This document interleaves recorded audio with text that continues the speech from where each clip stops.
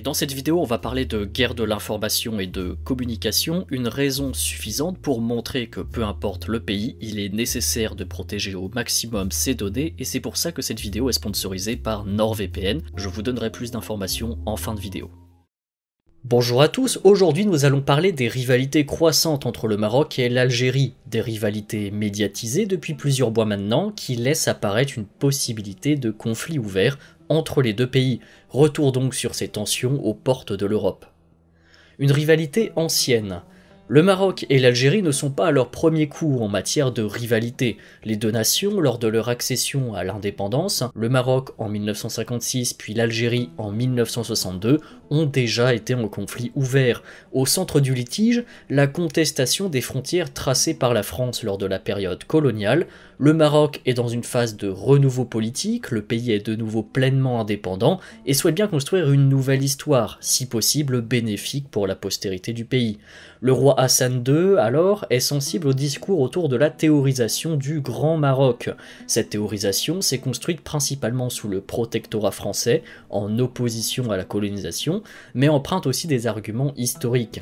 Ce Grand Maroc toucherait au sud la frontière sénégalaise en absorbant l'actuelle Mauritanie et sur sa façade ouest en prenant une portion du territoire malien et surtout algérien. A noter que cette théorisation d'un Grand Maroc n'a pas empêché le Maroc de soutenir l'indépendance algérienne pendant la guerre d'Algérie. Encore une fois, c'est la géopolitique, intérêt et complexité, mais dès l'accès à l'indépendance de l'Algérie en 1962, la guerre est déclarée par Hassan II en septembre 1963, c'est ce qu'on nomme la guerre des sables. Cette guerre va durer presque 5 mois. Du côté des motivations marocaines, c'est donc le Grand Maroc, mais c'est aussi tout simplement un moyen d'obtenir plus de prestige, de mobiliser la nation autour d'une cause nouvelle. On compterait environ 1 millier de victimes dans ce conflit, et cette guerre des sables n'aboutira sur rien. Elle s'achève sur un statu quo que l'organisation de l'unité africaine arrive à négocier à Bamako, et les pays s'entendent sur l'immuabilité des frontières coloniales. Mais cette guerre va avoir des conséquences au-delà. Le Maroc est perçu comme expansionniste, peu regardant du droit international et est presque isolé en tant que pays. Avec ce statu quo, le Maroc se résoudra également à reconnaître les frontières de la Mauritanie en 1969. Cette guerre va aussi marquer l'Algérie et la renforcer militairement. En bref, elle pose les germes des tensions que l'on retrouve encore aujourd'hui. L'immuabilité des frontières coloniales étant donc d'actualité, il n'y a à l'époque qu'un seul territoire vers lequel le Maroc peut se tourner. Il s'agit du Sahara espagnol, aujourd'hui nommé le Sahara occidental. Le Sahara occidental. Le Sahara espagnol est une large bande au sud du Maroc, le territoire est riche en phosphate et offre aussi une large façade maritime. Ce territoire fait partie du projet du Grand Maroc, mais est aussi revendiqué dans une autre mesure par la Mauritanie, ce qui lui offrirait un accès à la mer. Le Maroc parvient à obtenir des territoires de la part de l'Espagne et avec le soutien de l'ONU, cette fois dans l'atmosphère internationale de décolonisation, Hassan II ne veut pas répéter la même erreur et veut baser ses actions sur les faits juridiques. Le Maroc obtient donc une partie de la région de Tarfaya, puis la province d'Ifni en 1969, la même année où le Maroc reconnaît la Mauritanie.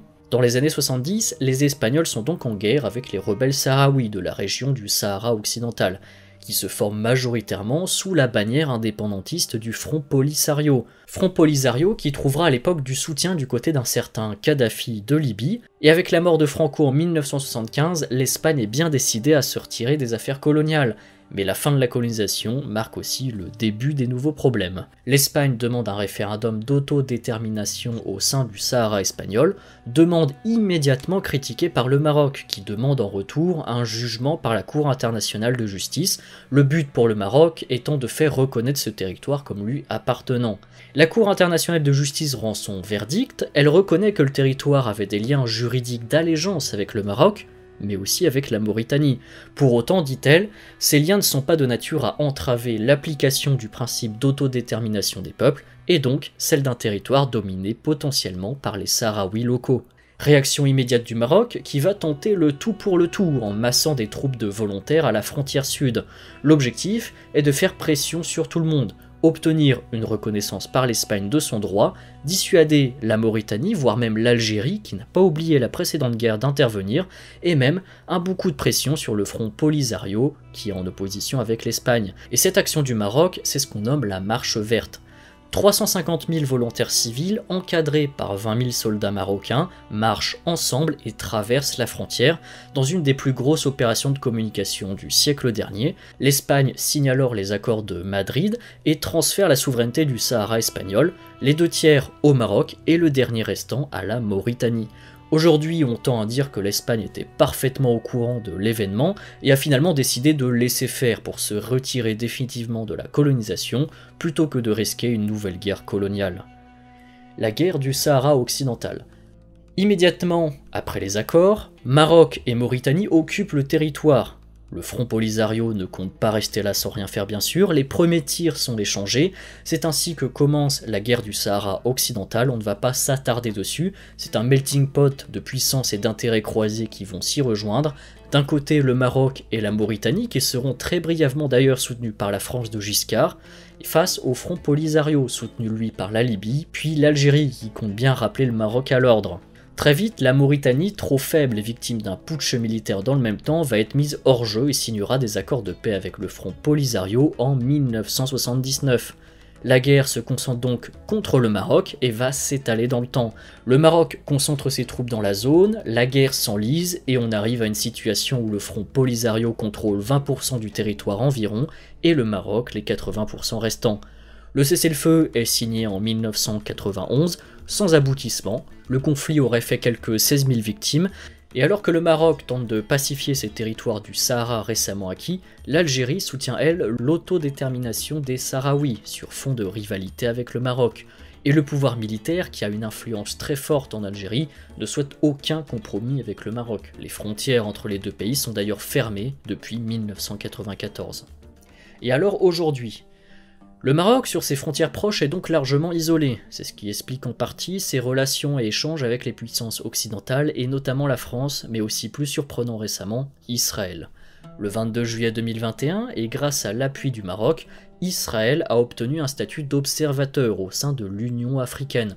Une union assez jeune, fondée en 2002, on peut la comparer à une sorte d'Union européenne naissante, mais c'est bien sûr plus compliqué que ça, et c'est surtout un autre sujet. En échange du soutien du Maroc, qui ouvre les portes de l'Afrique, Israël s'engage par exemple à investir plus de 500 millions d'euros, selon les estimations. Le but de l'alliance est aussi de bénéficier d'une coopération en matière de sécurité et de défense. L'affaire du logiciel espion Pegasus, conçu par les Israéliens de chez NSO Group, a montré que ce logiciel a permis au Maroc de cibler et d'espionner des numéros de téléphone, dont ceux de la classe politique algérienne, mais aussi par exemple celui d'Emmanuel Macron, le président français. Israël s'engage aussi à soutenir le Maroc face à l'Algérie, Algérie qui de l'autre côté soutient les Palestiniens, vous comprenez, le monde est tout petit comme on dit. En plus de ça, du côté d'Israël, on en avait parlé en vidéo, c'est aussi une aubaine, car le pays cherche justement à améliorer ses relations et se trouver de nouveaux alliés, tandis que les États-Unis sont de plus en plus concentrés dans le Pacifique. L'accord de normalisation des relations entre Israël et le Maroc est signé officiellement le 22 décembre 2020. Au même moment, toujours en décembre, en se rapprochant d'Israël, le Maroc a gagné la reconnaissance par les États-Unis du Sahara occidental marocain. Certains pensaient que c'était un coup de tête de Donald Trump, mais pas du tout, puisque les États-Unis ont renouvelé cette année encore cette reconnaissance. Et ce sont là des volontés bien plus profondes que celles de présidents qui changent tous les 4 ans. Et ce rapprochement entre le Maroc et Israël a été bien sûr très mal digéré par beaucoup de pays, et en particulier par l'Algérie. Toute l'année 2021, l'Algérie va accuser le Maroc, à tort ou à raison, peu importe, de déstabiliser son pays. En juillet 2021, le Maroc affiche aussi publiquement son soutien à l'indépendance de la Kabylie. En août, Israël, alors en visite au Maroc, accuse cette fois l'Algérie de soutenir l'Iran et les ennemis d'Israël dans la région, et réaffiche encore une fois son soutien plein et entier au Maroc face à l'Algérie. Entre-temps en Algérie, à tort ou à raison encore une fois, le Maroc est accusé d'espionnage sur des personnalités, de favoriser le trafic de drogue ou encore des feux de forêt.